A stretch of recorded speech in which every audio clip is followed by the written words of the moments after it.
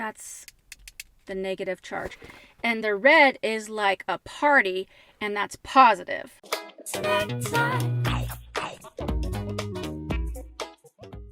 Hello, Snack Pack. Welcome back to Travel Snacks. In today's episode, I'm going to give you 7 tips about things I've learned while living in my car. Now, if you've been following my journey, you'll know that I've been living in my car for a couple months now, and when I started my journey, I had a good idea about what I would need and where I was going to go, but there were some things about cars that I just didn't know about, or I just didn't pay attention to, which I probably should have this whole time. But you can learn from my mistakes. I'm going to give you 7 tips that are quick but very informative. And at the end of the video, I'm going to give you a 20% off code for a product I think pretty much everybody that has a car should have. So let's jump right in. Tip number 1, gas prices, and fuel efficiency. Okay, so when I was on my last journey, I was going all the way from California to Florida. And as I left out of California, I started to notice that the price of gas started to dip really low. And I was super excited, but also I was like, why? And then I started to notice that on the pumps outside of California, there was a sticker that said 10% ethanol. And I was like, what's that? Come to find out, ethanol is pretty much in all of our gas, but it varies state to state. Ethanol is basically an alcohol, kind of like what you would use in vodka, but you end up mixing it with gas, so don't drink that. That's not healthy. You can either use straight gas in your car, but when it's mixed with ethanol, it's a cleaner fuel. But there is a trade-off, because when you mix the ethanol with gas, you get less fuel economy. So for a 10% ethanol gas, you'll get about 3% less fuel efficiency. Not a bad trade-off. And if it's going to save me money at the pump, I think I'm okay with it. Number 2, car insulation. Now, I'm sure you noticed that when you're in your car, you can run your AC or your heater, but if you're just sitting in your car and it's freezing outside, you're going to be very cold. Or if it's very hot outside, you're going to be blazing up into a ball of fire. And one of the main reasons for that is because cars are typically not insulated very well. Now, if you're staying in a car in the cold, I did make a video called How to Stay Warm While Living in Your Car in the Winter. That involves layers and lots of padding, and that helps insulate your car. But if you're in the summertime in your car, it's going to be very hard to cool down the car. Now, there are some things that you can do to a car, but it would be a super DIY project to insulate your car, because you'd have to take off the door panels and the floorboard stuff and all this stuff. But you can do it, but I don't know. I guess the trade-off depends on how often you're going to be in your car. I'm also going to be going on my summer journey pretty soon, and it's going to be pretty hot. So I'll make another video after I've experienced some of the heat in the car and let you know how I've managed to stay cool living in the car. 3, tire tread. Now, I know you all know about tire tread. It's something I knew about too, but didn't really pay attention to it. Didn't really know how important it was until I had a major blowout on a very curvy mountain road. So basically, when you get brand new tires, you'll notice that they have tread. Think of it as like peaks and valleys. The reason why it's so important to make sure that your tire has a good tread is because it gives you traction on the road. Now, this is common sense. However, when you don't want to spend money on tires, you think, well, I think it'll be okay. It's not okay when the tire starts getting bald and it's just smooth. If you think about race car drivers, their tires are smooth because they're in dry conditions and it just helps them to just whip it around. But if there's any moisture or water on that racetrack, there is no tread. So if you think about the peaks and valleys, the valleys is where the water goes through so that your tire isn't just like slipping all over the road. And that goes for snow, gravel, mud, dirt, and everything else. The tire tread is there to allow the rubber to expand and move as you drive throughout the road. Just think about if you had some nice sneakers, they're not flat on the bottom like you would see on a dress shoe. They're gonna have grooves in there so that it can like get traction as you're walking. And the same thing with tires. If you're grateful to even have a car, give this video a big thumbs up. And while you're at it, hit the subscribe button and the notification bell, and you'll know every time I upload a new video. 4, your air filter. Okay, this is a thing that I know it's in a car, but I never think about it unless I get an oil change and they ask me if I want to change my air filter. So on my last journey, I had to get an oil change, and when the guy pulled the air filter out to check it, it was so bad. It looked like rats had gotten in there and just like chewed up a bunch of cardboard and cotton. It was just so dirty. I don't know when was the last time I changed my air filter, but they recommend changing it between 15,000 and 30,000 miles.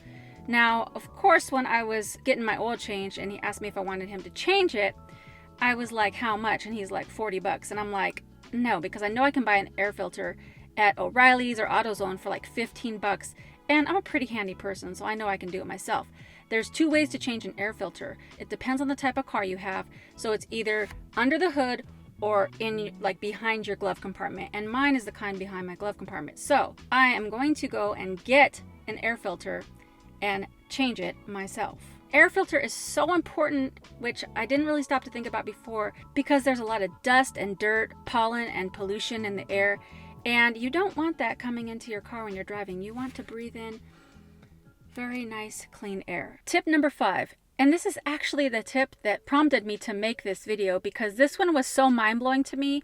I never knew it, and I feel kind of like, how did I not know this?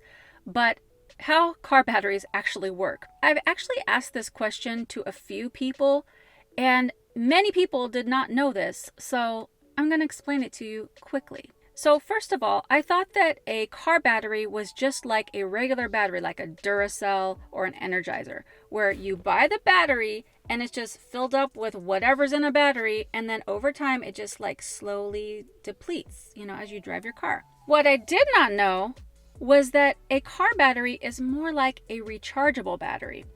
So the way that it works, and this is a very basic thing that I'm going to tell you because I'm not a mechanic, but the way it works is when you have your car battery in there, you turn your car on and it has enough basically juice in there to start your car. And so it kind of cycles around positive to negative or negative to positive, whatever, you get the point. It basically works. And so what it does is it gives you enough power to start your car.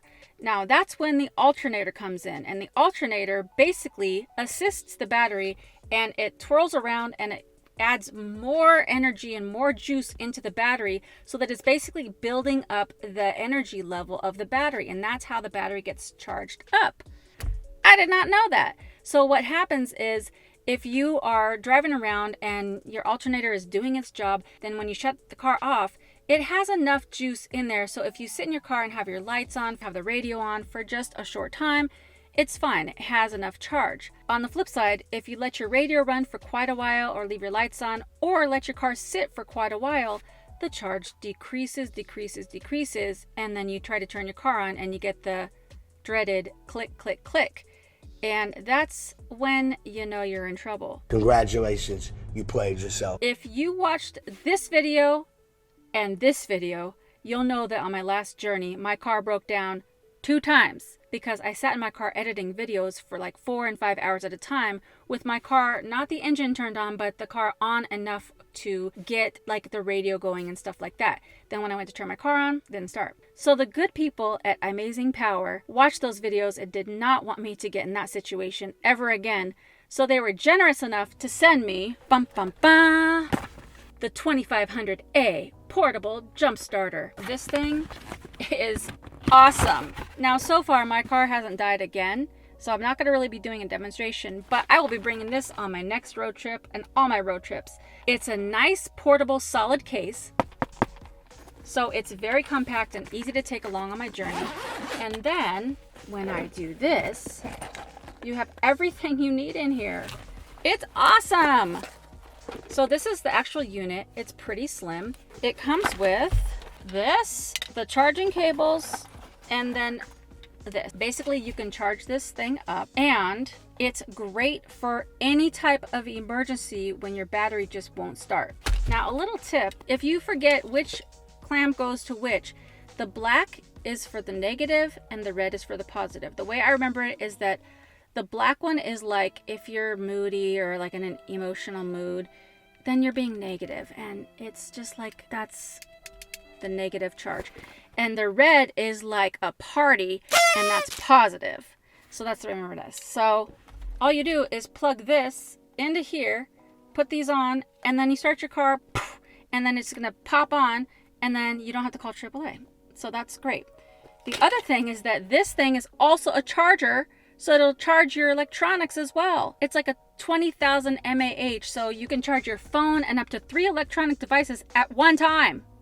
That's Awesome! It's also got a flashlight, a flashing light if you need to get someone's attention, and if you just like to party in your car, a strobe light. If you're a little scared about electronics for your car, don't worry, because this has like 8 safety features. Like if you connect the wrong cable, it'll let you know with this little readout right here. Now, when iMazing sent this to me, I was so excited to get it because I know on my next journey I'll be well protected, and I want you to be well protected, and so do the good people of Amazing Power. So they're giving the Travel Snacks snack pack as 20% off code. I'll put the link in the description. It's on Amazon, so you know you're already shopping on Amazon. And when you get to checkout, just put the code Travel Snacks and you'll get 20% off. 20% off is a good deal. That's a lot of money off. Also, thank you to Amazing Power for sending this, because it will totally be worth it in any emergency situation and just for convenience if I need to charge stuff on the road. Tip number 6, windshield wipers. Windshield wipers might seem like not a big deal, but one thing that I noticed is that I have windshield wipers that aren't as new, and when I was going through climates that rained a lot, it was harder to see because sometimes the rain was pouring down so hard. And also, if there's a lot of like dust buildup and you use your windshield wipers, it can leave little tiny scratches on your windshield that eventually builds up to be more and more until you have to have windshield replacement.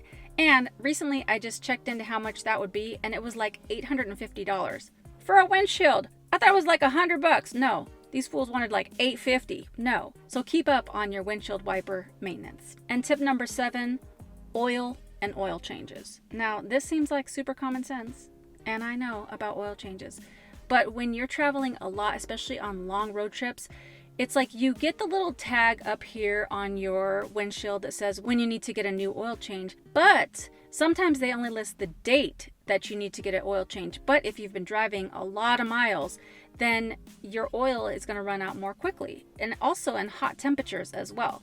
And you need oil to keep all your mechanical stuff lubricated so that it works nice and smooth. So if you just got an oil change, you don't have to check it as often. After maybe a month and you're driving a lot, I would recommend popping that hood and checking the oil maybe once a week.